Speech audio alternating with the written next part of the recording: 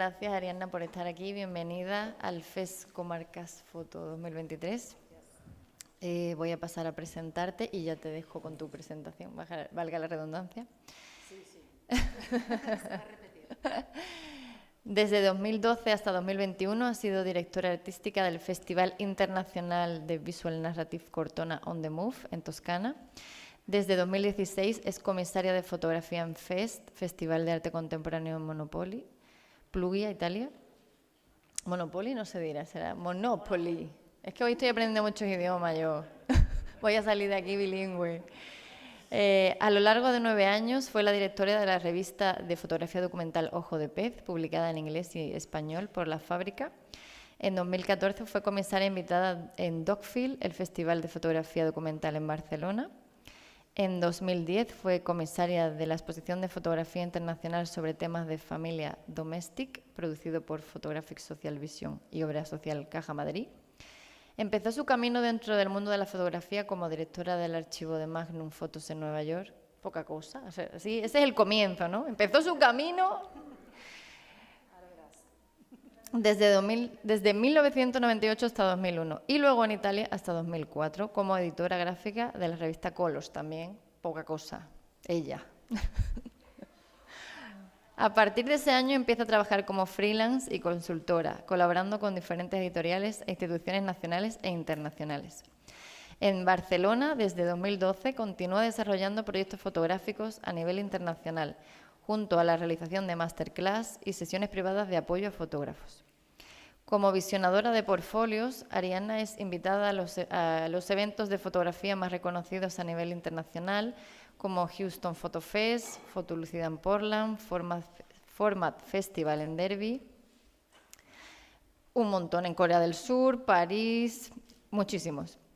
Nombres que no voy a decir porque no sé decir. Hay uno que es escrito Daegu Photo Biennale, en Corea del Sur. Del Sur. Importante. Es parte del comité de selección del British Journal of Photography Wants to Watch, del Leica Oscar Barnack Award y del Deutsche Börse Prize. Deutsche Börse Prize. Es que es lo que os digo, yo salgo de aquí con idiomas, querida. Bueno, me podría extender muchísimo más con tu currículum. Aquí han sido unas pinceladas y ya hemos visto bastante. Os voy a dejar con ella porque es a quien queréis escuchar. Muchísimas gracias por estar aquí, es un placer tenerte. Gracias a ti y a todos, a la organización, al ayuntamiento. Me parece genial estar aquí, una familia de la fotografía, con mucho amor, mucho corazón. Soy italiana, como habéis entendido, así que mi castellano, mi español de vez en cuando se va por ahí, pero si no se entiende algo me decís. Hola. Bueno, cuando me llamaron para venir aquí, saqué una charla que había dado hace unos años en Holanda a unos jóvenes fotógrafos que se llamaba así. Entonces digo, bueno, voy a actualizar un poco esta charla, entonces le cambié un poco la tipografía para que fuese un poco más modernilla, ¿no? El colorito. Luego dije, a ver, un poco más moderna, ¿no? Esa tipografía se llama Futura, así que seguro que es más. Digo, no, yo no soy así, yo soy más clásica, ¿no? Entonces vuelvo al typewriter y le cambio el título. Me parece un poco más así fascinante, ¿no? Porque si hablas de Magnum, todo el mundo viene. Pero no, al final volví al Helvética, lo más clásico que hay, ¿no? Entonces, nada, os voy a hablar un poco de mi recorrido, no tanto por celebración autobiográfica, sino porque he tenido la suerte de, en estos 25 años de trabajo, de ver un poco todo lo que está pasando, ¿no? Sobre todo en esa historia modernilla de la fotografía. Y sobre todo porque he ido reflexionando, recalculando un poco lo que he hecho y aprendiendo y viendo que a cada paso he aprendido algo. Y estoy aquí hoy. Entonces me interesa un poco, sobre todo en un contexto así enamorado de la fotografía, ir reflexionando sobre dónde estamos y cómo hemos llegado aquí. Claro, hablo de mi experiencia, pero bueno, seguro que muchos de vosotros reconocéis en algunas cosas. ¿Se oye bien o tengo que acercarlo más? ¿Está bien? ¿Así? Vale. Entonces, mi carrera ha evolucionado así, ¿no? Un poco aprendiendo minuto a minuto. Yo no estudié fotografía, no soy fotógrafa, nunca lo he sido y no lo quiero ser. Creo que es muy difícil. Pero bueno, desde el principio siempre he tenido mucha fascinación por los idiomas, por la comunicación visual. Estudié chino antiguo, tengo un máster en chino antiguo. Luego, entonces, algo de imagen, ¿no? Del símbolo de una figura, de un ideograma. Ya empezó allí algo de la fotografía, del simbolismo. Luego estudié una Media Ecology, que es algo que en los años, cuando estudié yo, era algo súper innovador, la ecología de los medios, o sea, qué impacto tienen los medios sobre las personas, sobre la sociedad, sobre las relaciones, sobre la familia, sobre la educación, ¿no? Imagina, cuando lo estudié yo se hablaba de televisión, radio, los videojuegos, cómo han impactado y tal. Ahora ya tenemos un mundo, ¿no? De otros medios, las redes sociales, todo eso que hay que estudiar también qué impacto tiene. Entonces, nada, todo eso llega un momento, que son un poco mis intereses en los años, en estos 52 años de vida que tengo, pero un día empecé aquí, en esta agencia que conocéis, ¿no? Casi por casualidad, estaba en Nueva York estudiando el impacto de los medios, porque con el chino antiguo no iba a ningún lado. Entonces digo, bueno, ¿qué hago en este mundo? Claramente no os explico Magnum, porque sabéis perfectamente que nació en el 47, quién la fundó y por qué, ¿no? Eso no hace falta que a este grupo de personas lo explique, a veces necesito hacerlo. Pero bueno, yo llegué allí como becaria y a unos meses me convertí en directora del archivo. Estaba en Nueva York, bueno, empecé por la puerta grande, ¿no? Así sin tener casi ningún conocimiento de fotografía, porque es verdad que yo, cuando me dijeron, oye, ¿por qué no llamas a los de Magnum para hacer un stage? Porque yo estaba haciendo un stage en las Naciones Unidas, en el departamento editorial, y me escapaba el archivo de fotos de las Naciones Unidas. Y el chico que estaba ahí me dijo, oye, ¿conoces? Y yo, no, ¿qué es? O sea, no conocía Magnum, porque yo no tenía ninguna relación en ese momento con la fotografía, sino una pasión muy fuerte que tenía mi padre, una cámara oscura en casa, la Canon, clac, clac, clac, ¿no? Eso que me regaló y nada, pero entonces, era al final de los 90, esa soy yo, pero lo importante no es mi foto cuando tenía gafas, y pelo rasado, pero lo que veis detrás, ¿no? Era el archivo, finales de los 90, un archivo lleno de copias, diapositivas, que ahora ya no están. Eso claramente para mí fue un bautizo muy especial, o sea, entré por la puerta grande, también con los grandes egos de los fotógrafos y con grandes imágenes, ¿no? Ahí empecé a aprender todo. Sobre todo, había mucho movimiento, mucho tráfico de imágenes, mucho tráfico de gente, movimiento, copas, becarios, era una locura. Y aprendí muchas cosas, aprendí sobre todo la edición, editar. Yo era la directora del archivo, entonces editaba para el archivo, que es diferente que editar para una revista, editar para una exposición, editar para una portada de un libro, ¿no? Entonces, esas palabras, la palabra relatividad y desapego, son dos palabras que desde entonces me acompañan, ¿no? En todo mi recorrido. O sea, la edición siempre relativa al medio o a la plataforma con quien estás trabajando, y el desapego, o sea, no es mi foto preferida que entra en el archivo, sino una foto que quizás puede funcionar para algún medio, alguna publicidad o lo que sea. Entonces, empecé a editar a lo grande, ¿no? Porque no editaba para algo específico, sino pensando, oye, esta foto podría ser la portada de una novela un día, quién sabe, ¿no? Entonces, empecé un poco en este punto. Justo en ese momento, era el 98-99, y fue el momento en que se empezó a digitalizar todo el archivo de Magnum. 50 años de archivo, 47-97. ¿Quién era el presidente de Magnum? Era el señor Wolf, fue un ratito, y luego Nathan Ben.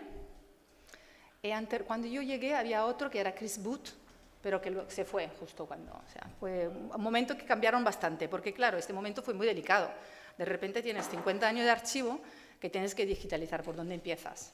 ¿No?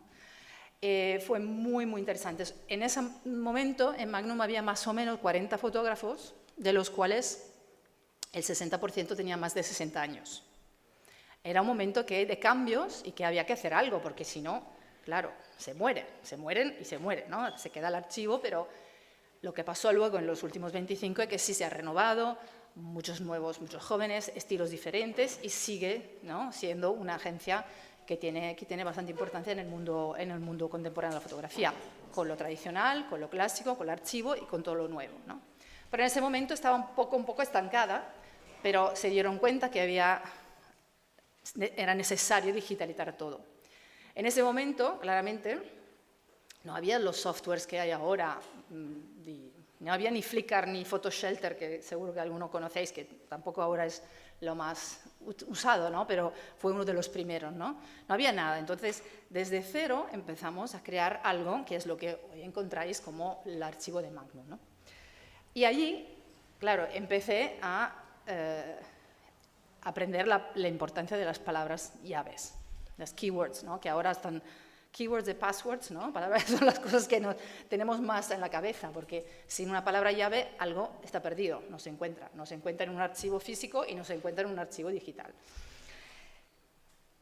Por un lado, entonces, digitalización de todo el archivo, que luego han desaparecido todas esas cajas.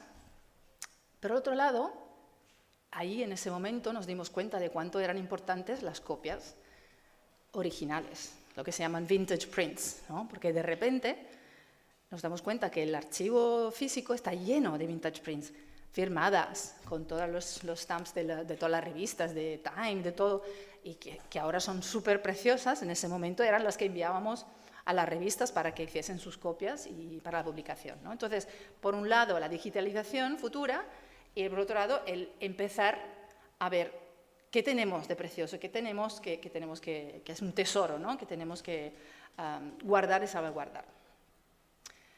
Entonces, cuando hablo de los cambios y la evolución, no es en sentido de mejorar, simplemente que las cosas van cambiando y teniendo en cuenta lo que ha pasado, ¿no? O sea, es como evaluar el pasado y lo que cambia. Y eso es para llegar luego a la inteligencia artificial, que sé que es otro tema muy, muy fuerte.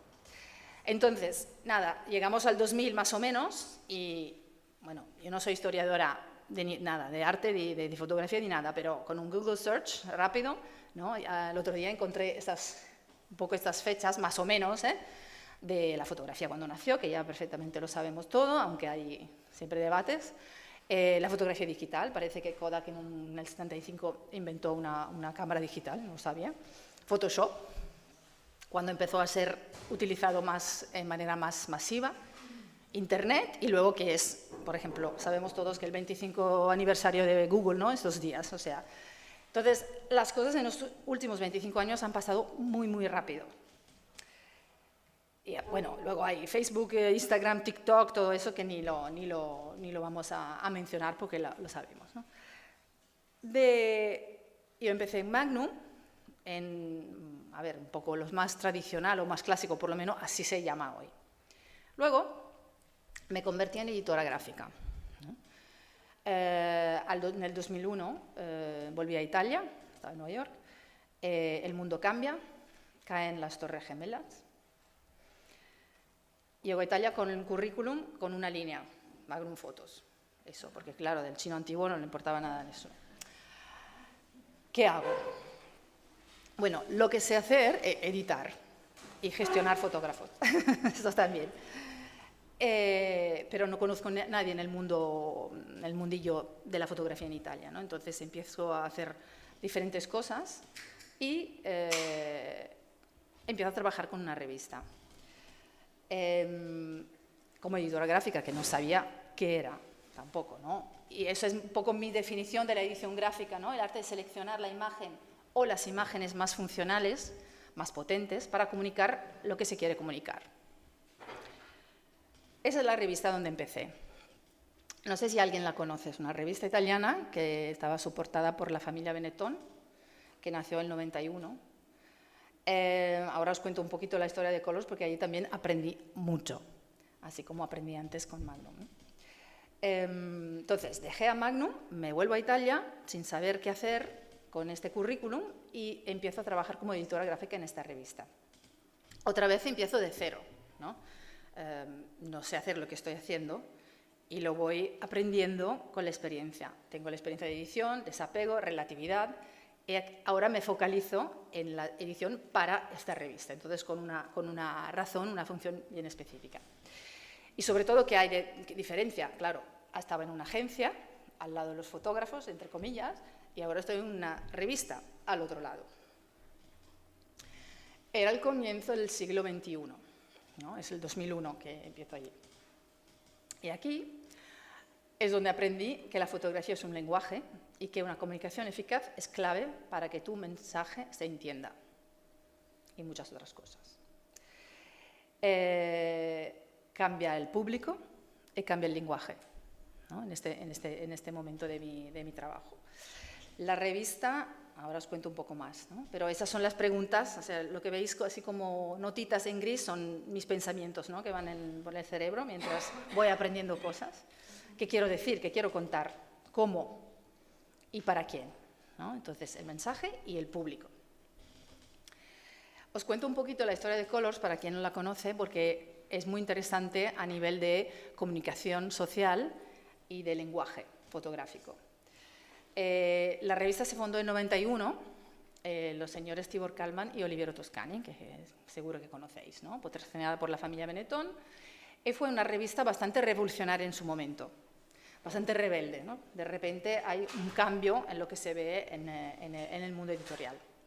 Tibor Kalman era un diseñador gráfico bastante radical de Hungría, que se escapó de la Unión Soviética y se naturalizó americano. Desafortunadamente murió muy joven, pero en el conjunto con Oliviero Toscani crearon esa revista que fue muy rebelde, muy revolucionaria en ese momento. Oliviero Toscani, imagino lo conocéis, ¿no? Comunicador y fotógrafo, en los años 90, director de la publicidad Benetton. Si alguien se acuerda que por las ciudades había estos grandes billboards, ¿no? Pues estas imágenes con el loguito Benetton. Fue un debate bastante controvertido y mucha discusión sobre ese uso. Y no vamos a debatir eso aquí, o sea, eso no es el tema, pero es, quiero decir, un momento de cambio, ¿no? Un momento en que la primera persona que empieza a utilizar el lenguaje del documental en el mundo de la publicidad, ¿no? ¿Qué hacía Toscani? Esta, por ejemplo, es otro ejemplo, quizás os acordáis, sobre el SIDA. Utiliza el lenguaje del documental en manera simple y directa, que es el lenguaje más de la publicidad, ¿no? En este caso, ¿qué hacía? Buscaba imágenes, no en Google como hacemos ahora, ni las robaba, o sea, con agencias, con todos los derechos y los créditos necesarios, pero luego las ponía gigantes, ¿no? 6 metros por 3, en el medio de las plazas de las ciudades del mundo. Esa, por ejemplo, era una foto de Thérèse Frard, la busqué porque no lo sabía, sobre el tema del AIDS, que tiene esa imagen que recuerda a la piedad, ¿no? También las publicidades eran hechas en still life, pero siempre estamos en los años 90, ¿no? O sea que temas que siguen hoy exactamente igual y teníamos que hablarlo hoy exactamente como se hablaba en ese momento, pero él tuvo esa valentía de ponerlos grandes en la calle. Hasta que se arriesgó un poco demasiado y que hubo un momento que Benetton tuvo que echarlo porque hizo estos retratos a condenados a muerte en Estados Unidos como un proyecto personal y luego los utilizó para publicidad.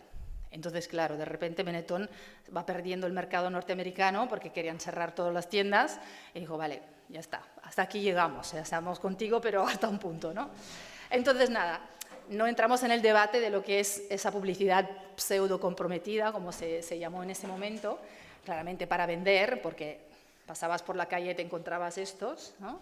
Para vender ropa, pero lo que yo quiero hablar es de Colors. O sea, cómo en la publicidad hizo ese cambio de lenguaje, también lo hizo con la revista. O sea, de repente nace una revista editorial con temas sociales que utiliza el lenguaje de la publicidad. Exactamente lo contrario, ¿no? El still life, el retrato, la tipografía muy grande, ¿no? Muy así de in your face, ¿no? En tu cara, como se dice. Y fue muy innovador. Es curioso que yo en este momento, cuando estaba Toscani en Colors, yo no estaba allí, yo estaba en Magnum, y recibíamos a unos pedidos de imágenes, como 20 páginas de fax, con las palabras llaves que buscaban, ¿no? Y enviábamos cajas de diapositivas, cajas de copias, hasta Treviso, en Italia, para que hiciesen, nosotros y otras agencias también, para que saliesen esa revista, ¿no? Aquí algunos ejemplos de revistas, perdonad las fotos, que son mías, así, hechas muy mal, y también si hay algún diseñador gráfico, perdonad mi diseño, que es horrible, pero bueno, ojalá eficaz. Otra vez, ¿no? Temáticas muy actuales, o sea, una revista de Colors de hace 20 años sigue siendo muy actual, porque se habla de plástico, de basura, con ese lenguaje que ahora ya nos parece un poco viejo, ¿no? Pero en ese momento era muy innovador. Temas como el status symbol, también a veces con una manera un poco irónica, un poco divertida, un poco original, para hablar de temas sobre los cuales habría que reflexionar. Sorprendentes. Yo llego en el 2001, Colors 2.0, digo, porque ya no estaba Toscani, había dos directores artísticos diferentes, que son Adam Brumberg y Oliver Channerin, que justamente, después de 10 años de Colors, entendieron que era necesario un cambio de lenguaje, ¿no? Lo que había hecho Toscani era súper, la idea de usar un lenguaje diferente para romper un poco los esquemas es una buena idea, pero ya estamos en el siglo XXI, ¿no? Hay que hablar un lenguaje diferente. La revista sigue con temas sociales, controvertida, un poco rebelde, revolucionaria, divertida, pero seria, pero diferente. No sé si conocéis a estas dos personas, Adam Brumberg y Oliver Channerin, una pareja artística, decimos, un dúo artístico que trabajó juntos unos 20 años, son nacidos en Sudáfrica, pero ingleses, que todo su recorrido de trabajo estaban obsesionados por el valor de espectáculo que tenía el fotoperiodismo, ¿no? Y su reto era como challenge, como se dice, rectar esta idea del fotoperiodismo demasiado... Un desafío, gracias, del fotoperiodismo demasiado espectacular, ¿no? Que tiene que, wow. Siempre en todos sus trabajos han utilizado lenguajes diferentes, pero siempre con la enseñanza de Toscani, ¿no? de provocar un poco. Por ejemplo, os enseño solo un trabajo de ellos, luego si tenéis ganas de mirar sus trabajos, es súper interesante. Este es un proyecto que se llama The Day Nobody Died, ¿no? El día que nadie murió. Ellos se fueron a Afganistán en el 2008, con las tropas británicas, oficialmente con los fotógrafos que van a la guerra, ¿no? Tienen que ir con unas tropas oficialmente. ¿Y qué hacen? En vez de ir con sus Leicas o Canons o Nikons a hacer fotos de lo que pasaba, se fueron con un rollo de papel sensible. Y los días que no había ningún muerto entre las tropas, sacaban 1 metro y se impresionaban. Luego. Entonces, lo que expusieron cuando volvieron es esto. No, estos son ahora no me acuerdo si eran 2 semanas o 1 mes que estuvieron ahí. Estos son detalles que podéis ir viendo, pero quiero decir, ellos muestran su experiencia de fotógrafos embedded, ¿no? con la tropa británica en Afganistán con este rollo de papel. Claramente aquí se ve el día que nadie murió y cómo va cambiando, ¿no? esa secuencia. Es muy conceptual, claramente, no es fotografía documental, pero sigue hablando de guerra, de muerte, de lo que es ser un fotógrafo de guerra, ¿no? En manera diferente, nos hace reflexionar. Entonces aprendieron muy bien el mensaje, las ideas de Toscani, pero aplicándola a un tipo de lenguaje completamente diferente. ¿Okay? Entonces, ¿qué aprendí aquí? Aprendí esto. Ay, mira, se pueden contar historias en maneras nuevas y muy diferentes, ¿no? Pero lo que queda es a quién, ¿no? ¿Cuál es el público? ¿Cuál es tu público? ¿A quién quieres contar esas historias? Esos siguen siendo mis pensamientos. Una nota aparte es que Bloomberg y Channeling, de repente, después de 20 años de trabajo, decidieron, basta, ahora ya no trabajamos juntos. Se suicida el dúo artístico en el sentido que ya no producen nada más, se queda un archivo y cada uno va por su lado. No sé por qué, razones personales o qué, pero toda su obra, decimos de 20 años, se queda y es súper interesante, súper diferente, pero siempre con esa temática de reflexión sobre la documentación del mundo. ¿Y qué pasa? Ponen todos sus trabajos, toda su obra en un camión literalmente, que se va casualmente, no casualmente, a Fabra y Coats, al Centro de Arte Contemporáneo en Barcelona. Yo me di cuenta cuando llegó y se fue de Londres hasta Barcelona con ese camión. Vale. Eso es un poco para decir que el tema del cambio del lenguaje para mí siempre ha sido muy importante, ¿no? Que no significa que cómo se hablaba, entre comillas, visualmente antes no va bien, pero que sí que hay que pensar que el público cambia y si tú quieres contar historias, ¿cuál es el mejor lenguaje a utilizar, ¿no? Entonces, para mí siempre es interesante ver a quién estás enseñando este trabajo, con quién quieres hablar con ese trabajo y qué estilo, qué lenguaje, qué tipo de fotografía utilizas, ¿no? No hay solo una, hay varias. Entonces, volviendo a Colors, lo que pasa con Adam Olley es que se decide, vale, ya no vamos a trabajar con agencias y fotos ya hechas, o sea, no vamos a tomar fotos y poner una tipografía encima hablando de otra cosa, que era lo que hacía Toscani, ¿no? Para romper el esquema. Vamos a encargar todo, de cero. Ya tenemos un tema, cada número tiene un tema, decidimos, hacemos un poco de brainstorming de ideas en diferentes partes del mundo sobre ese tema y luego encargamos las 8, 9, 10 historias. Y así empezó la segunda fase, el Colors 2.0, ¿no? Entonces, ¿qué aprendí? Yo aprendí, aquí podéis ver algunas portadas. ¿Se leen? Sí. Aprendí a desarrollar una visión común, ¿no? Y a encargar fotógrafos. De repente tienes que llamar a alguien que está al otro lado del mundo y explicarle qué quieres que hagan, ¿no? Y que dentro del estilo Colors, claramente, ¿no? Entonces, respetando el estilo del fotógrafo, pero para el público de Colors. Y también en esa temporada, que estamos entre el 2001 y 2004, ¿no? 20 años, se empieza de verdad, a crear un network digital de personas, ¿no? Empiezas a tener muchos correos digitales y empiezas a tener mucha página web, que ahora nos parece normal, que la persona tenemos el móvil y el correo, ya está, no hace falta nada más, ¿no? Ya no tenemos la business card, pero en ese momento era como todo muy nuevo. Colors, no solo el lenguaje, sino también el formato se adaptaba a veces a lo que queremos contar, ¿no? Esta era como una guía de viaje, entonces hicimos un formato diferente, ¿no? Aquí algunas portadas y siempre mis fotos malas de algunos de los temas, ¿no?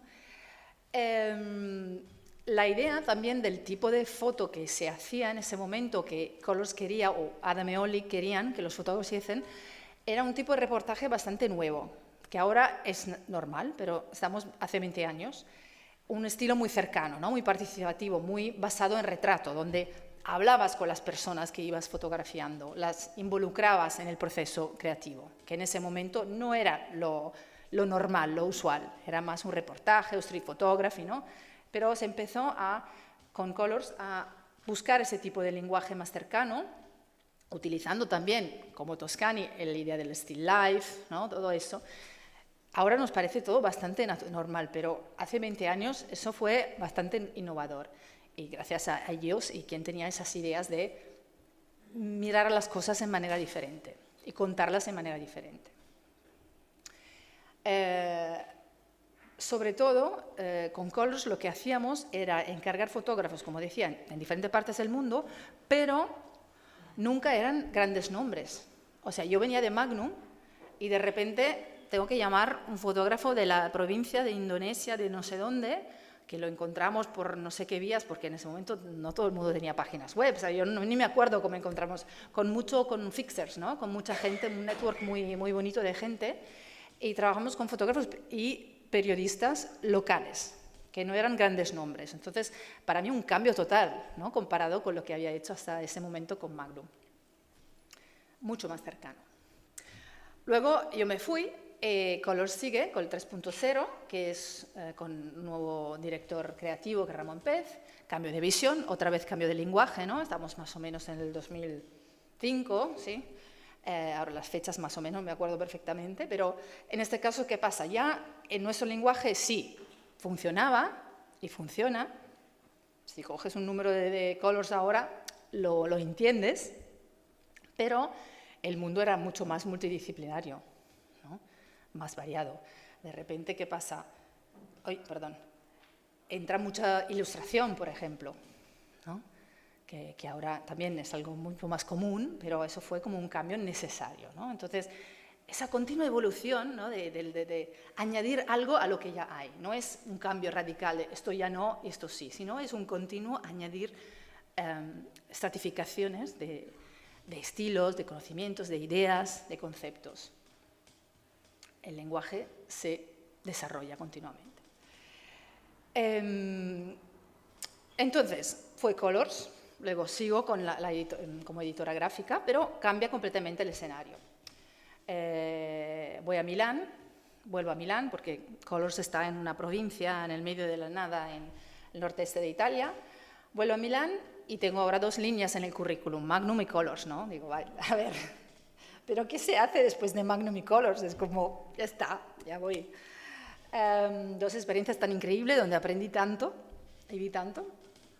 Pero claro, con estos 2 nombrecitos me abren varias puertas y empiezo a hacer diferentes cosas como consultora. Además, como soy autónoma, podía hacer muchas cosas, ¿no? En este momento, claro, todo el mundo tenía su editor gráfico, su director y todo, su director artístico. Yo, como era curiosa, me adaptaba un poco a diferentes cosas. Llega un momento que entro como editora gráfica, como consultora editora gráfica, en un suplemento semanal, ¿no? Como todos los periódicos, La República tenía ese suplemento semanal, como todos. Somos el 2006-2007, más o menos. Otra vez empiezo de cero, porque sí, tenía experiencia de edición, tenía experiencia de encargar, tenía experiencia de trabajar en un equipo, pero claro, una cosa es Colors, donde decidíamos nosotros el tema, hacíamos brainstorming con gente por todo el mundo, y de repente entras en una redacción normal, de revista, donde hay el director, los redactores jefes, la publicidad, una política editorial del periódico, claro, una estructura jerárquica, y tú eres el editor gráfico, que no es nada, ¿no?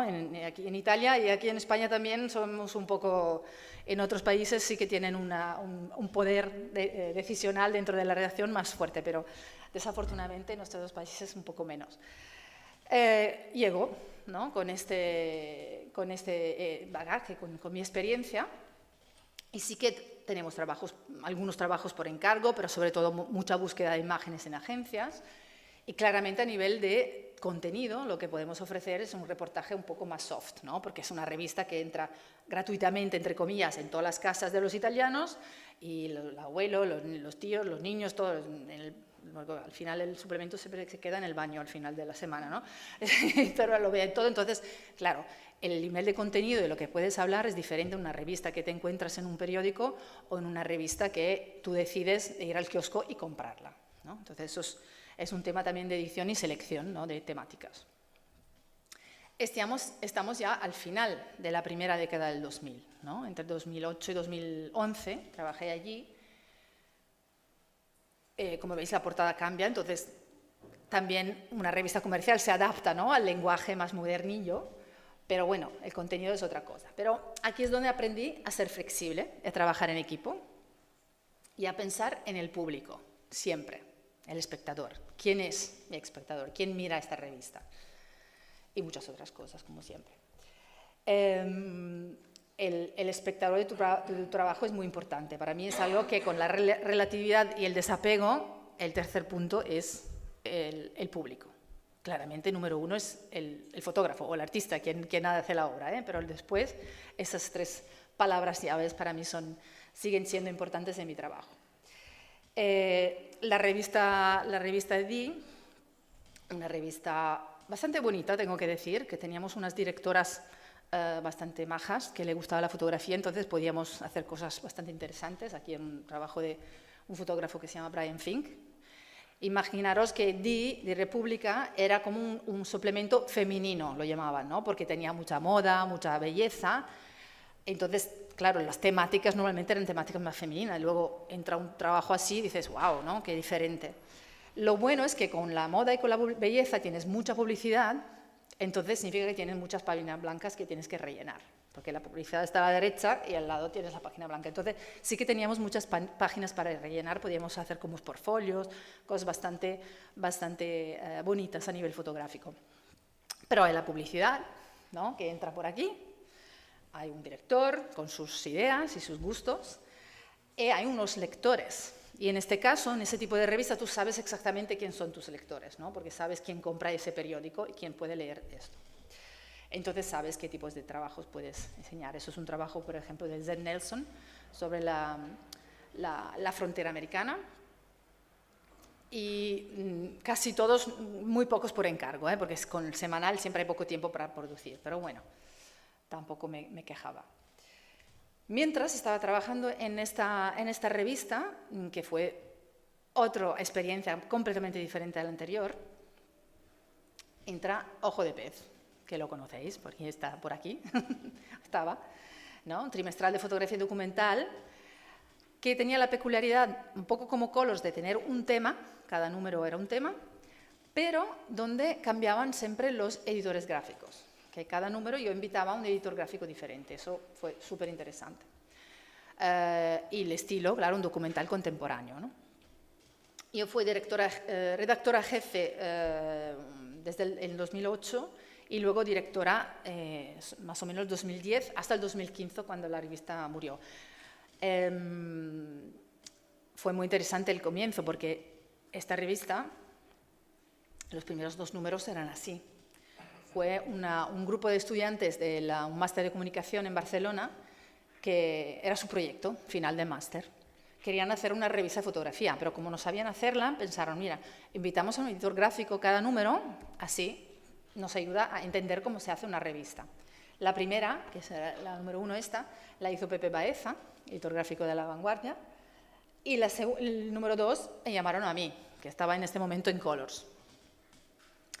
Era una idea muy ambiciosa esta revista y además era así, con la bolsita negra esa del papel fotográfico, ¿no? Que claramente ahora con el boom del fotolibro y del zine sería genial, pero en ese momento si pones una revista así en el kiosco nadie la ve, nadie la lee, ¿no?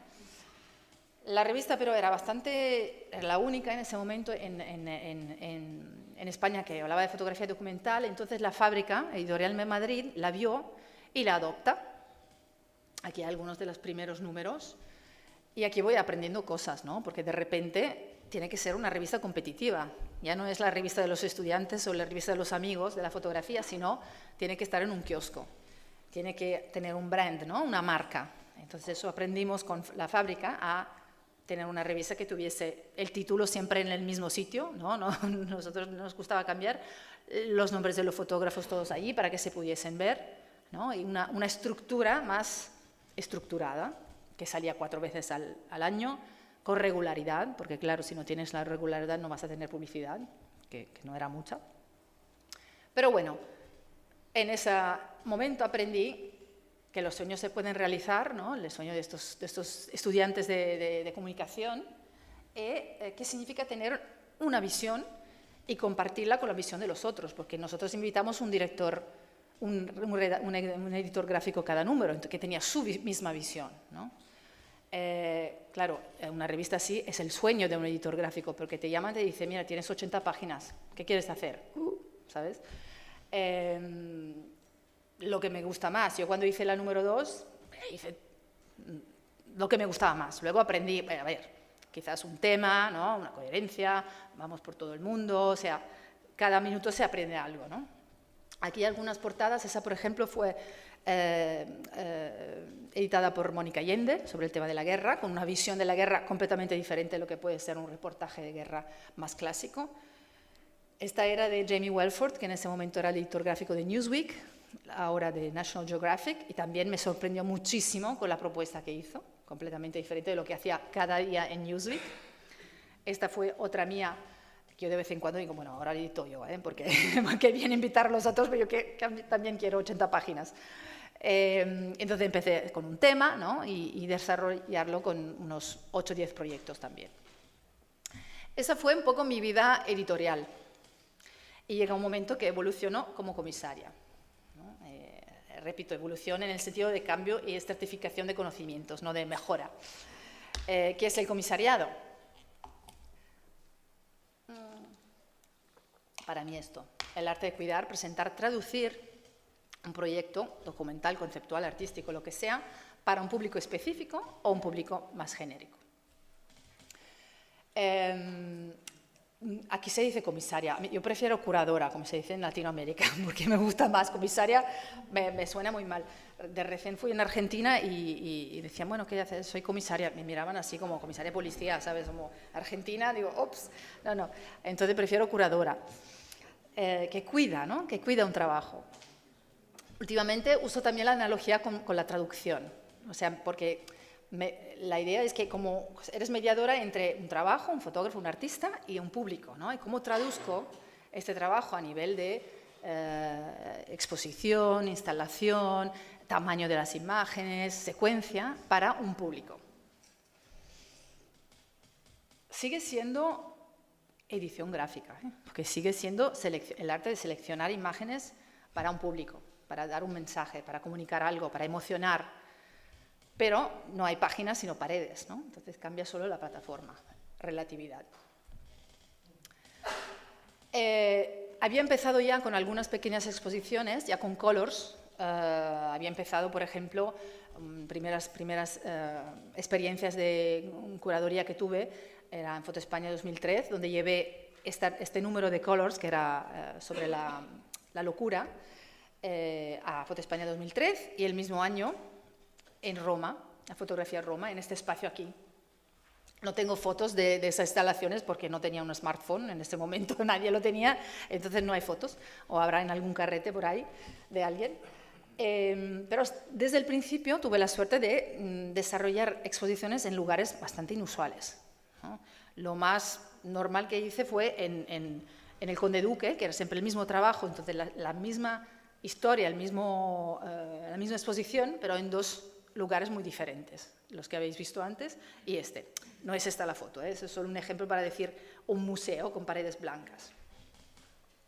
Luego, por ejemplo, hice una exposición en los mercatos de Traiano de Roma, que son los mercatos del Coliseo de los romanos, donde en realidad es un museo de todas las ruinas, todo lo que se encuentra en los foros romanos, ¿no? Es un espacio, me invitaron a hacer una exposición allí, una colectiva, y claro, es un espacio muy complejo.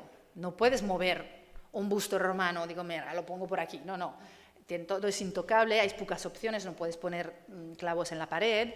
Es muy ruidoso visualmente, porque claro, tienes estatuas, cosas bonitas, ruinas, capitelli, columnas, y tú tienes que poner unas fotos allí, ¿no? Entonces, esa fue como mi bautizo del mundo del comisariado desde el principio.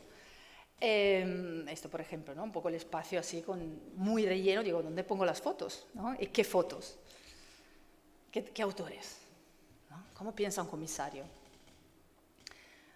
Muchas maneras, pero bueno, en este caso era un encargo, ¿no? De una revista con una institución pública, el Ayuntamiento de Roma.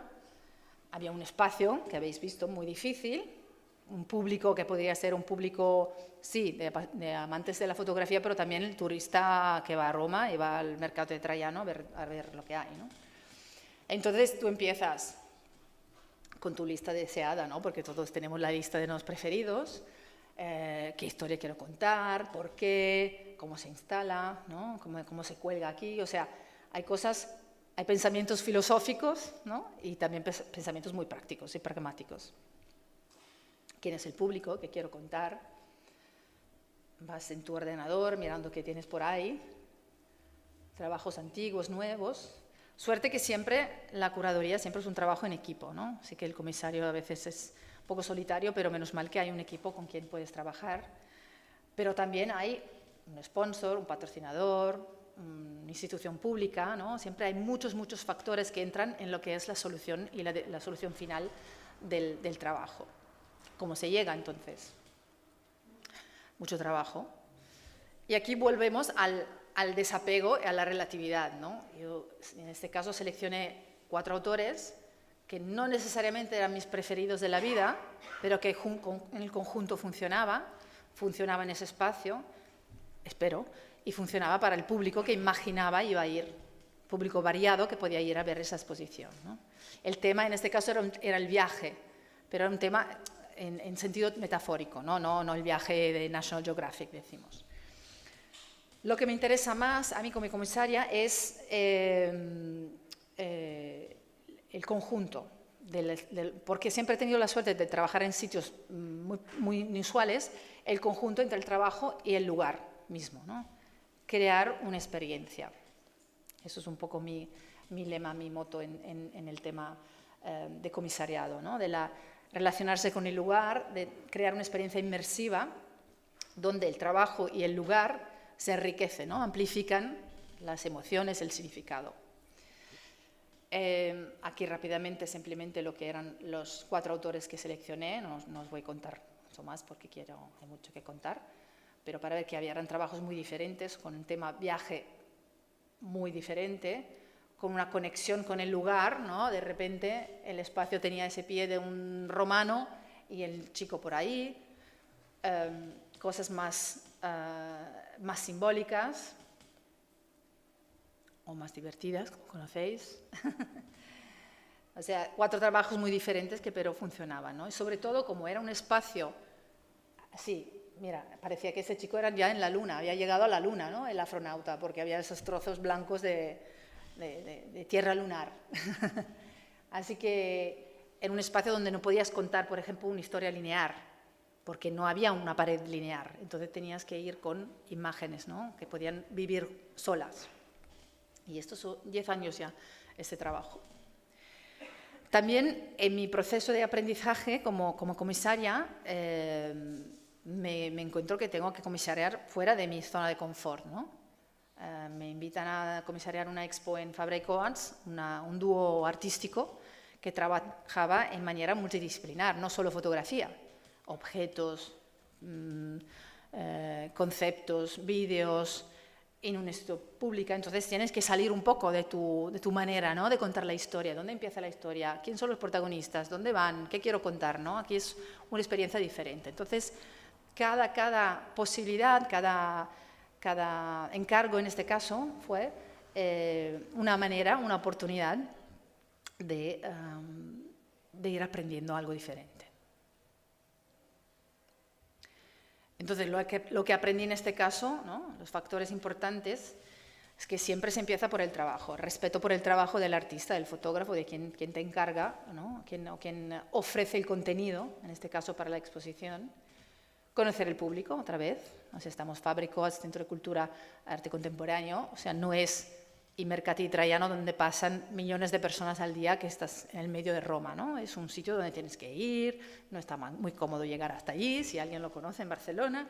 Entonces, claro, todo eso, todos son factores que entran con paciencia en lo que es el resultado final. Otro reto de los que me encantan mucho es el co-comisariado, ¿no? Cuando son más de un comisario que trabajan juntos.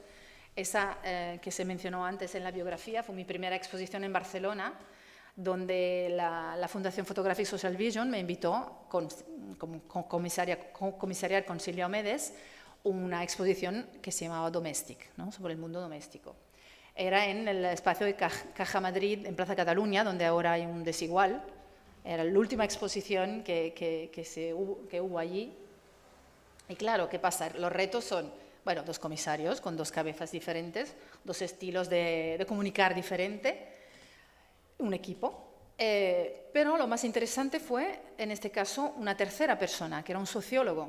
O sea, un tema tan complejo como el mundo doméstico, eso en el 2010, vale, yo puedo pensar a 4 trabajos, 5 trabajos que conozco y, vale, hago una expo, ¿no? Pero gracias al guión que el sociólogo escribió sobre el mundo doméstico, resulta que hay 8 partes. Entonces, ¿qué hacemos? 8 capítulos, 8 trabajos. No, al final trabajamos con 300 imágenes, creo con más 50 o 60 autores, de algunos solo una foto, de algunos 3, de algunos hicimos un librito. O sea, era tan complejo el tema que decidimos, como cocomisaria, de trabajar con muchas imágenes diferentes. Trabajamos también con una diseñadora gráfica que utilizaba la psicología de los colores para cada uno de estos capítulos. Y fue un trabajo súper interesante porque de repente no es, a ver, ¿cuál es mi lista de deseos?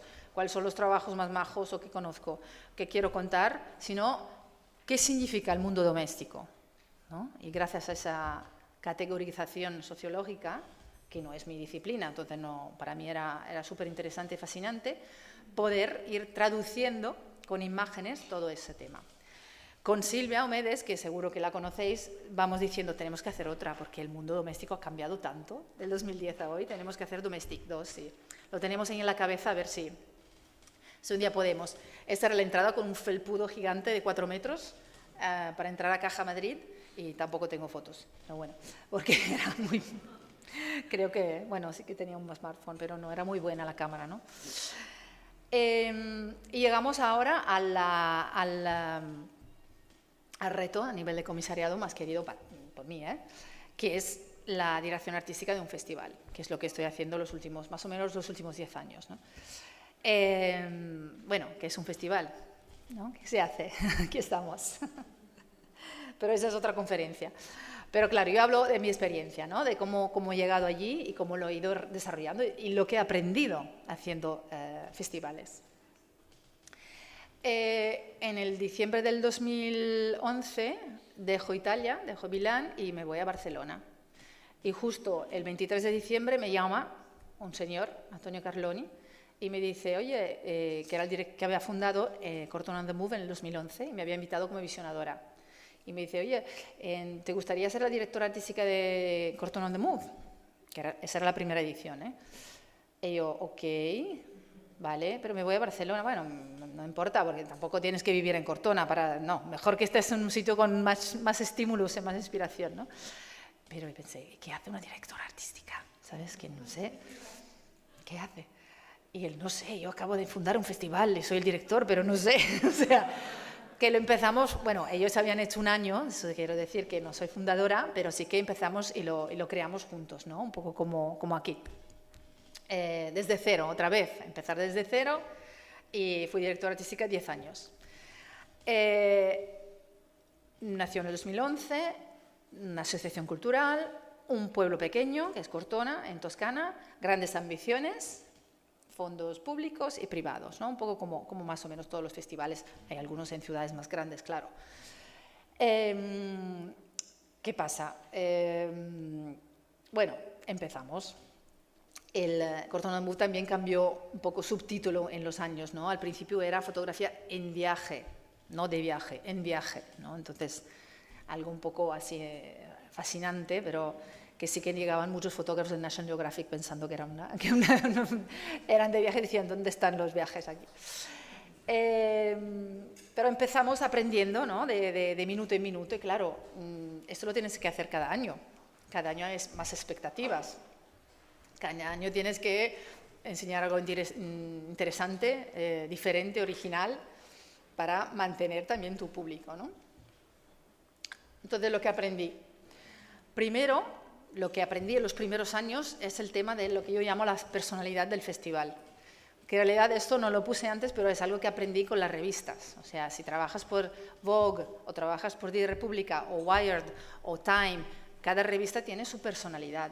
Y eso se nota en la tipografía, en la gráfica, en la fotografía, en el tipo de lenguaje de los periodistas, ¿no? O sea, cada revista tiene su personalidad. Y por eso que a mí me gusta más Marie Claire que Vogue, por ejemplo, o alguien el contrario, ¿no? Porque tienes una conexión con esa personalidad.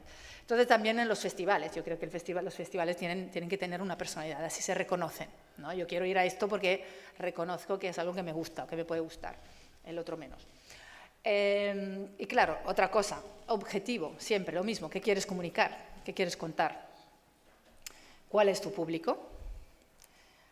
Y claro, lo que tienes que hacer al final es un conjunto que sea interesante, impactante, coherente, pero a la vez original, innovador cada vez, ¿no?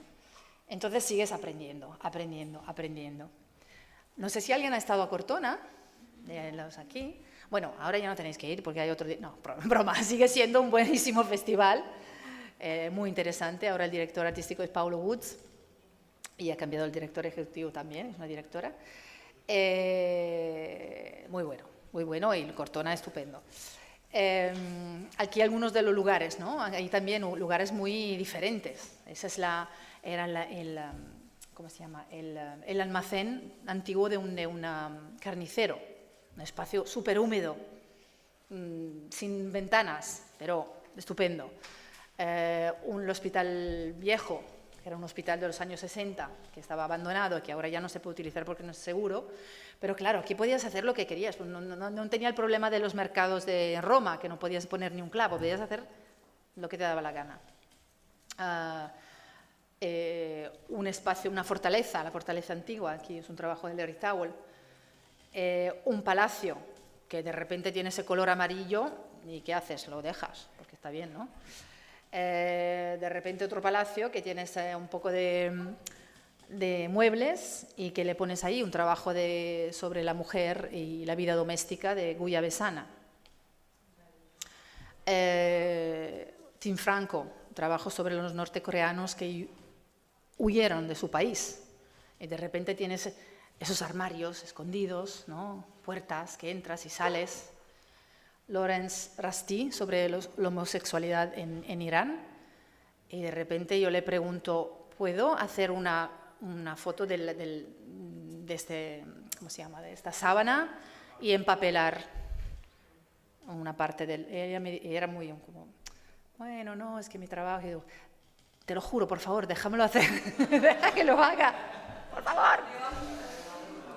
Y sí, eso era como una esquinita que era como un armario y de repente tienes ese estampado en el armario y estos dos chicos que están ahí, ¿no? O sea, hay que a veces un poco desafiar también esa imagen de mis obras siempre se imprimen en anemule, siempre se imprimen en ese tamaño, con ese tipo de formato. Y digo, sí, pero mira, es que Cortona es muy húmeda, el anemule no está bien, ¿no?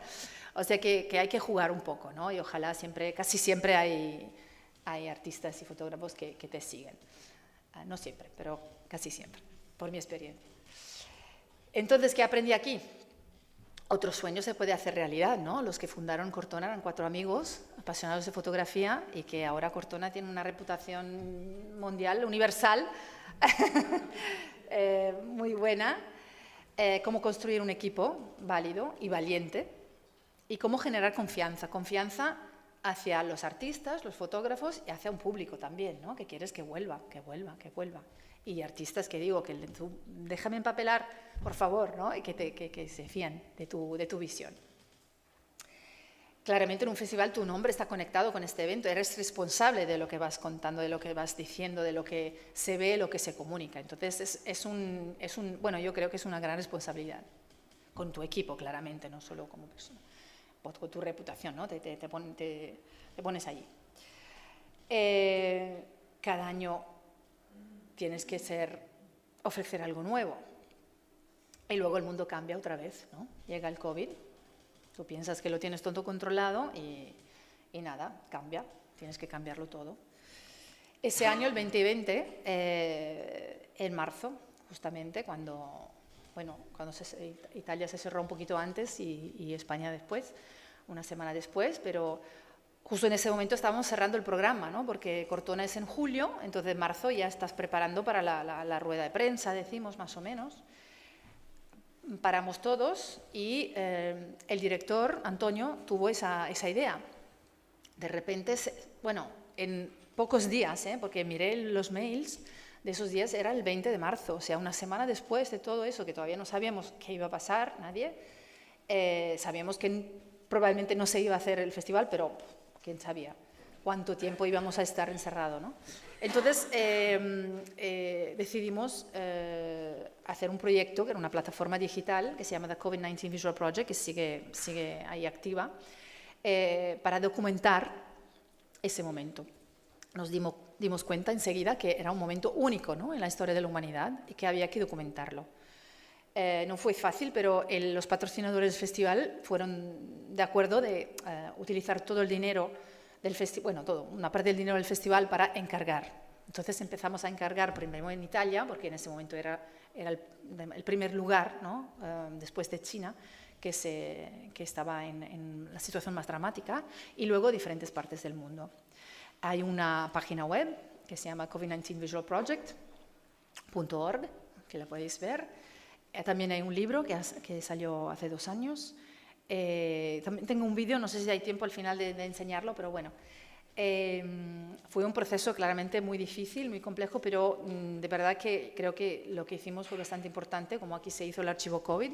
Enseguida, esto fue como por encargo, ¿no? Encargamos unos 40 fotógrafos en diferentes partes del mundo para hacer trabajos sobre ese tema, el tema sanidad, tema sociedad, tema pobreza, los temas económicos, las ciudades vacías, el lockdown, ¿no?, lo que pasaba en casa, o sea, intentando tocar un poco todos los temas sin saber exactamente dónde íbamos y qué iba pasando.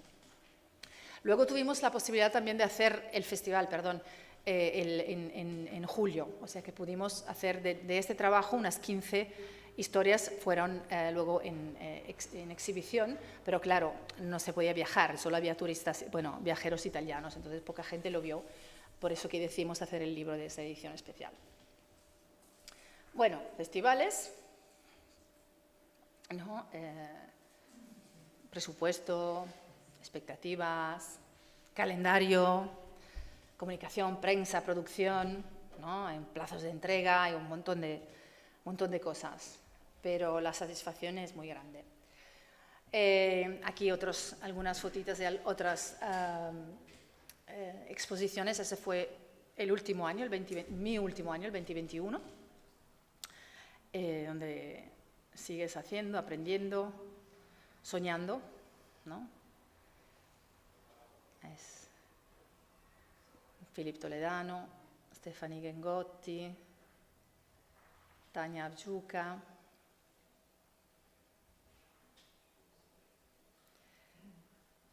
Lo mismo, como antes hablamos de una colectiva, una exposición colectiva, aquí estás en un festival, un conjunto muy grande, llegamos con 25, 30 exposiciones.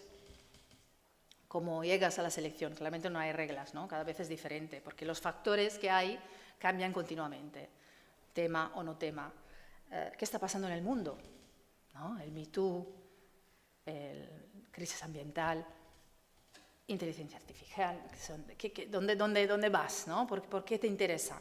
Mis intereses personales, como directora artística, claramente pongo mi visión también ahí dentro, pero no es my favorite, ¿no?, mis preferidos, sino de lo que está pasando en el mundo, de qué queremos hablar. No se puede hablar de todo, ¿no? Hay que escoger. A mí me interesa la fotografía documental contemporánea, me interesan los nuevos lenguajes, como habéis visto en mi recorrido, ¿no? Es como contar historias de manera diferente, historias de nuestro mundo, que hablan de quién somos, de dónde vamos. Y normalmente en un festival siempre hay una parte que es comisariada por ti o por tu equipo, y una parte a veces que entra por otros elementos, con patrocinadores, otros proyectos externos, un premio, una beca, ¿no?, un visorado, un open call, una convocatoria. Entonces, son factores que siguen cambiando. Pero para mí, la relación con el lugar es fundamental, los espacios que tienes, el público que tienes. Bueno, los espacios, en este caso, el público que tienes, luego. ¿No? En Cortona, por ejemplo, claramente había como 3 públicos. Había los profesionales, yo quería que colegas míos y fotógrafos profesionales viniesen, ¿no?, a ver qué pasaba. El amateur también, y el turista que pasa por Toscana y se encuentra en una ciudad y ve que hay fotografía, ¿no? ¿Cómo hablar todos qué tipo de trabajos pueden tener diferentes niveles de lectura para que la gente no se quede, ¿qué es eso?, ¿no? Pero que todos vayan entendiendo algo sobre el mundo. El presupuesto. ¿Qué haces? ¿Más exposiciones? ¿Menos exposiciones? ¿Más invitaciones? ¿Más invitados, ponentes? ¿Más eventos? ¿No? Siempre son unas decisiones continuas para que un conjunto sea equilibrado, interesante y diferente. Y luego, claro, muy importante también si los artistas te contestan, ¿no? O si son majos. Yo quiero trabajar con gente maja, posiblemente.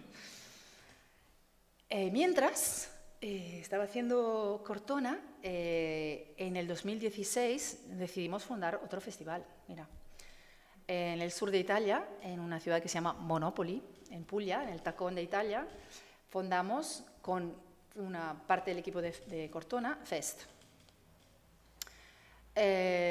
Nuevos retos. Oye, yo ya sé hacer un festival, ¿no? 2016, ya eran unos cuantos años que lo hacía, pero claro, nuevo espacio, nueva manera de trabajar, público diferente zona de Italia, el sur, nuevos retos. Fest lo llamamos Festival Internacional de Fotografía y Arte, porque también incluye artes plásticas y cine. Yo soy la comisaria de la parte fotográfica. También pequeña asociación cultural, pequeño pueblo, grandes ambiciones, fondos públicos y privados. Se empieza siempre así, ¿no? Pero estamos un poco más preparados, porque ya hemos hecho un festival, sabemos un poquito más, ¿no? Tenemos el know-how, pero estás en un lugar completamente diferente. Al lado del mar, más húmedo aún, ¿no? Todo.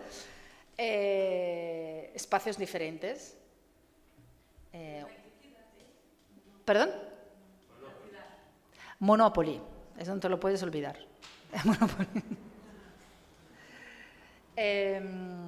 Además, con mucho más espacio en exterior, que eso es aún más responsabilidad hacia el espectador, porque aquí la gente es una pequeña playa de la ciudad, se va a bañar y se encuentra un glaciar derretido, ¿no? En la muralla, por ejemplo. O bajo del mar. ¿Okay? ¿Pero qué? Mira, hablamos de la tropicalización del Mediterráneo, entonces unos fotos National Geographic, del archivo National Geographic, de peces tropicales debajo del mar Mediterráneo, ¿no? Que la gente iba a buscarlos. Entonces sí, bonito, estético, pero también con un significado. También tema glaciares, los ice stupa, enfrente del mar. Bueno, os puedo decir los fotógrafos si queréis. Lo que hicimos en Fest desde el principio, por esa conexión con el territorio aún más cercana, cada año encargamos un trabajo sobre el territorio. Esto es un trabajo de Alejandro Chaskelberg, de Argentina, sobre los olivos, bueno, como aquí, ¿no? Hay estos olivos en la zona sur de Italia que son milenarios, que parecen unos viejitos paseando, ¿no? Como unos viejos sabios. Y él hizo un trabajo con su fotografía nocturna que hace increíble, increíble. Y se expone al exterior en todo el puerto de los pescadores, con mucha, ¿no? Conexión con la gente local y con los turistas que pasan por allí. También es un pueblo muy turístico, ¿no? Eso es lo que nos interesa allí, es generar también una conexión con la gente del territorio. No ser, ¿no? Un ovni, como ninguno de nosotros de allí, que llega, pone sus cosas y luego se va, ¿no? Pero dejar algo también. Entonces, cada año hacemos un encargo. Luego hay una iglesia, por ejemplo, que no está consagrada, entonces podemos poner Philip Toledano y su gurú por ahí, ¿no? Que no hay problema. Fest no tiene un gran sponsor, entonces, claro, trabajamos con un presupuesto muy bajo y con unas instalaciones muy sencillas. Aquí tampoco podemos poner clavitos en la pared, pero tenemos que inventarnos cosas. Soluciones temporales, porque luego se tiene que quitar todo, utilizando materiales diferentes que pueden sobrevivir a la humedad de un pueblo de mar.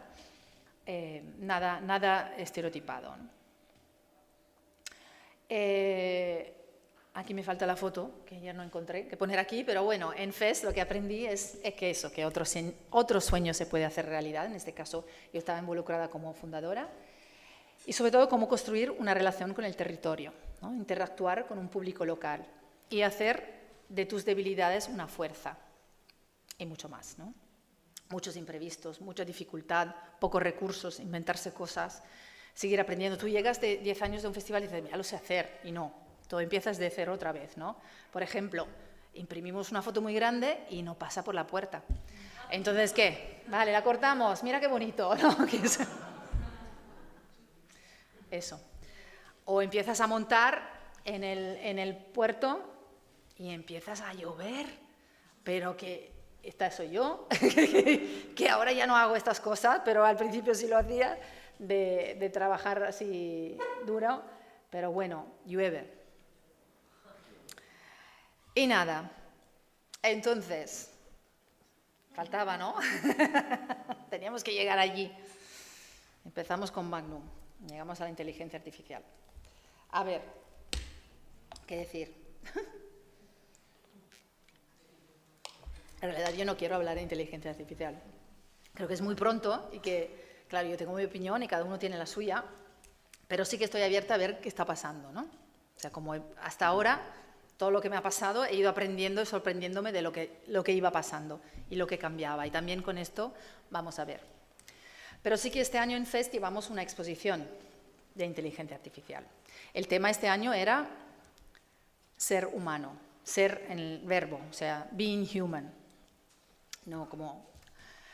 y de repente me encuentro el trabajo, bueno, Philip Toledano lo conozco desde hace muchos años, he trabajado con él muchas veces, y de repente una persona que admiro mucho porque tiene esa capacidad de cambiar lenguaje para cada historia que hace, adapta.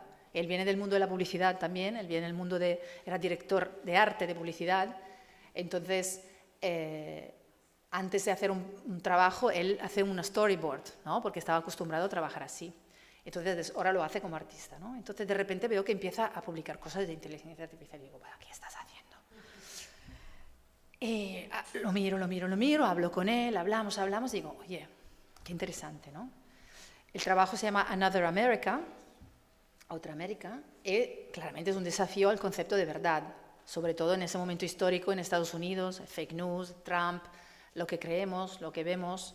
Se puede hacer una prueba, se puede probar visivamente cualquier cosa ahora, ¿no? Entonces, él, utilizando la inteligencia artificial, la usa, sí, como herramienta, como antes utilizaba una cámara u otra, ahora la usa como herramienta, pero cuestionándose continuamente lo que es el tema de la veracidad. O sea, para hablar de la América de hoy, con sus temas de conspiraciones, falsas noticias, que mejor que la inteligencia artificial, ¿no? Que lo hace todo falso, todo construido. Entonces me empieza a enviar varias cosas que estaba haciendo y que se pueden ver en su Instagram porque ha ido publicando como loco. Y sale un proyecto muy coherente, ¿no? Un proyecto donde él trabaja con un periodista del New Yorker que escribe historias reales sobre esto, o sea, que parecen como crónica real. Utiliza un estilo muy fiable, que es el Nueva York de los años 30 y 40, ¿no? En blanco y negro, historias creíbles, pero claro, hay algo que no actúa. Cada historia, cada foto tiene una historia detrás, ¿no? De repente tienes estos hombres monos, que es la historia de unos monos que se utilizaron en un laboratorio, un experimento científico, pero escaparon y de repente son homeless, ¿no? Los clásicos homeless de Nueva York, pero son esos hombres monos, ¿no? Entonces, muchas historias, mucha cuestionarse, reflexionar y jugar, ¿no? Con esa idea de la verdad. Hicimos una charla con él súper interesante porque yo no soy fotógrafa y menos me interesa intentar ver cómo funciona la inteligencia artificial, pero escuchar a alguien que lo ha hecho con inteligencia humana, ¿no? Y me dice, cada vez que hago una foto, claro, tengo que pensar casi como si estoy haciendo una foto, tengo que pensar más, porque tengo que pensar qué momento del día es, cómo es el meteo, ¿no? Hay coches, hay otras personas, hay nubes, o sea, tengo que reflexionar mucho más sobre lo que quiero enseñar en esa imagen, porque tengo que escribirlo. Hicimos una exposición súper clásica a la Diane Arbus. No sé si habéis sido en Arles este año, le robamos un poco la idea de esa estructura negra, pero hicimos con muy poco recurso, no como la suya.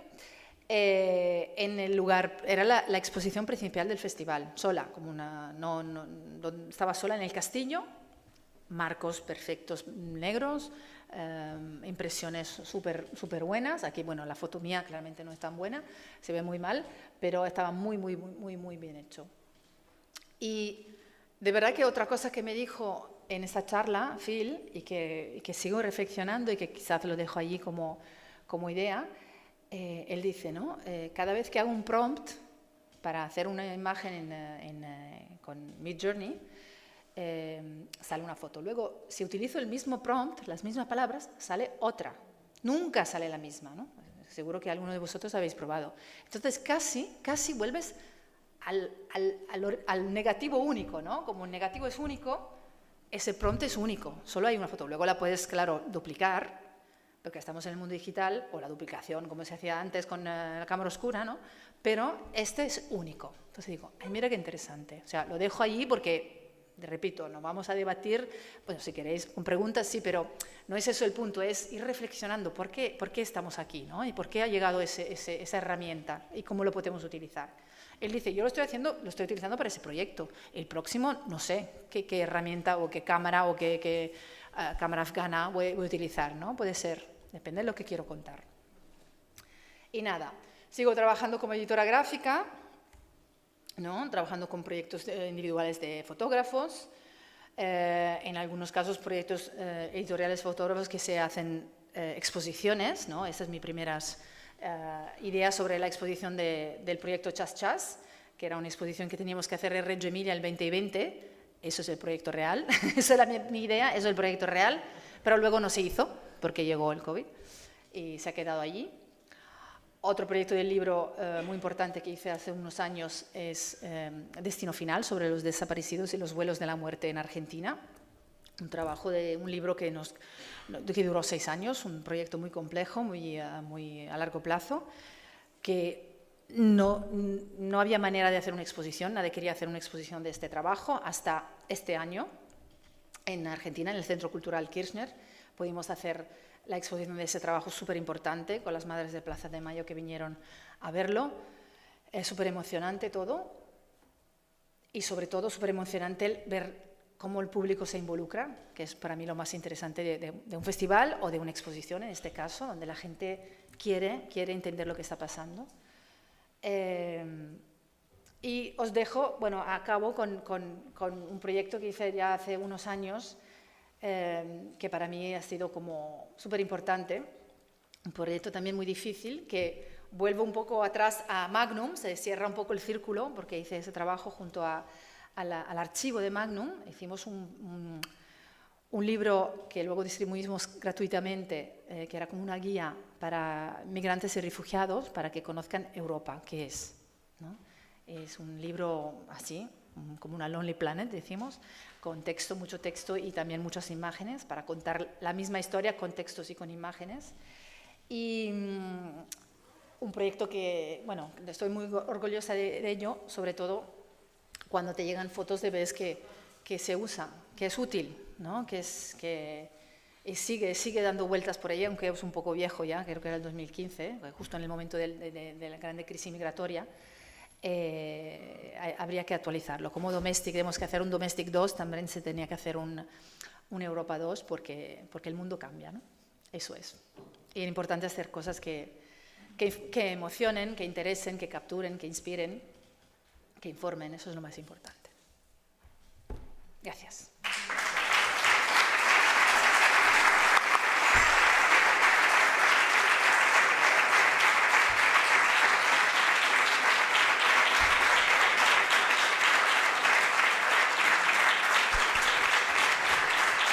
Muchas gracias.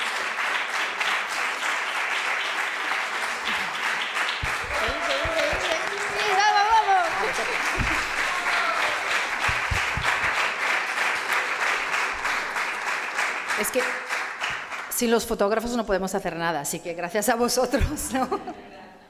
Muchas gracias. Tenemos 5 minutos para preguntas. Qué bien lo he hecho, ¿no? Así Casi que de tiempo, ¿no? para antes del descanso, voy a hacer de azafata. Buenos días. Sobre inteligencia artificial, ¿verdad? No, menos mal. Soy Pepe Calero. Primero, dar las gracias. Bueno, dirijo un festival en Badajoz, se llama Negativo Foto. Dar las gracias al equipo de We Are Photo por haber traído a una persona que no es fotógrafa y que sea una charla tan interesante. Y a ti por estar aquí contándolo. Gracias. Te quería trasladar una pregunta. Nosotros el año pasado hicimos la primera edición con 10 exposiciones y este año vamos a 18. Uno de los problemas que nos encontramos es que Cuando tú llevas tantas exposiciones a salas expositivas, no tienes problemas a la hora de abrirlas y cerrarlas, hay unos horarios y hay unos guardas de seguridad, y hay seguridad en las salas. Cuando usas, por ejemplo en Cortona, cuando usas espacios como un hospital, sitios públicos en los que puede entrar y salir gente, me gustaría saber cómo habéis resuelto algunos problemas de ese tipo, sobre todo para usarlos de idea a la hora de crecer en nuestro festival. Vale, en los espacios interiores en realidad siempre hay un guardia, ¿no? O sea, hay manera de cerrar para que nadie pueda entrar. Pero en realidad, por ejemplo, en el hospital esto de Cortona había historias de fantasmas, porque de verdad que cada día encontrábamos algo movido dentro en un hospital muy grande con 5 pisos, nosotros utilizamos solo uno. Debajo además había una morgue, ¿se dice? La morgue, el obituario. Entonces, claro, nadie quería bajar a cerrar las luces ahí abajo, porque había esas historias y de verdad que encontramos fotos movidas y las puertas estaban cerradas. O sea que no sé, ¿no? Pero bueno, a nivel de seguridad sí, claro. Nosotros nunca trabajamos con fine art print o ediciones limitadas, porque sabemos que no tenemos ese tipo de security, pero sí que cada lugar tiene su llave para cerrar, pero pasan cosas. No, una vez desapareció una foto de la fortaleza, que tampoco te la podías poner en el bolso, ¿sabes? O sea, era bastante grande y a lo largo de unos meses la encontramos en el jardín, o sea, la habían tirado por la ventana, no me preguntes quién. Así pasan cosas, pasan. Pero bueno, en principio intentamos que por los 2 meses que hay el festival, que son 2 meses, que todo se quede en su sitio. El problema más grande que aquí, quería añadir una foto y me olvidé ayer noche, es el meteo, en realidad, sobre todo ahora con ese meteo loco. En FES me llegaron fotos que ha entrado agua, se han movido cosas del exterior, porque además cerca del mar sabéis que el viento puede ser muy, muy, muy fuerte y muy traidor, pero intentamos sí proteger todo lo posible, pero sabemos que no tenemos que trabajar con copias únicas o cosas así, porque no podemos asegurar esto. Muy bien, pues ya... sí, voy. Yo querría saber, en los 2 festivales, ¿qué hacéis luego con esas imágenes? ¿Las almacenáis para una muestra posterior? ¿Están a la venta? No están a la venta. ¿Qué se hace con esa riqueza? Sí. No están a la venta porque no son copias así que se pueden vender, porque cada artista puede ser que tenga su galería, o sea que va a encontrar a su interés. Las fotos que tienen un formato y unos materiales que sobreviven, decimos, sí que intentamos viajarlas. Tenemos en Cortona y también en Fest unas cuantas exposiciones que pueden ser traveling, ¿no? No es muy fácil, porque eso es otro trabajo también, de ir conectando con otras instituciones, otros festivales para que viajen. Si el fotógrafo la quiere, la devolvemos al fotógrafo, o sea, la producimos nosotros y se la devolvemos, pero muchas son hechas con materiales que en realidad no tienen larga vida, ¿no? porque son temporales. Intentamos, por ejemplo, con las lonas hacer bolsos, o sea, intentar que vendemos para financiar el festival también, acordándonos con los fotógrafos siempre, para no tirar todo ese plástico, ¿no? Se intenta, ese es otro tema que no hemos tocado, pero el tema de la sostenibilidad, ¿no? De la organización. Intentamos lo más posible utilizar material, por ejemplo en FES utilizamos mucho un tipo de cartón que luego utilizamos para soporte detrás de las fotos del año siguiente, cosas así. Lo que se puede conservar lo conservamos si sabemos que hay posibilidad de viajar la expo, pero también es un tema de almacenaje, tienes que almacenar un almacén, ¿no? Siempre son varios factores en decidir qué pasa. Si los fotógrafos lo quieren, se lo damos. Pero muchas no sobreviven mucho después de 2 meses por temas de humedad o si están, bueno, al exterior tampoco. Eso. Muy bien, no sé si da tiempo a alguna más o pasamos al descanso. Volvemos a la 1 con la conferencia de Gloria Oyarzábal y en esta media horita tenéis el espacio de aquí del chill, que tenéis bebidas frías por 1 euro o más. Tenéis ahí a partir de 1 euro bebidas frías. Me comunican aquí por el pinganillo que también está abierto el espacio de Revelado en el Centro Sociocultural con Nada Carrete. Y luego, pues, volvemos a la 1. Por favor, sed puntuales y muchas gracias a todos.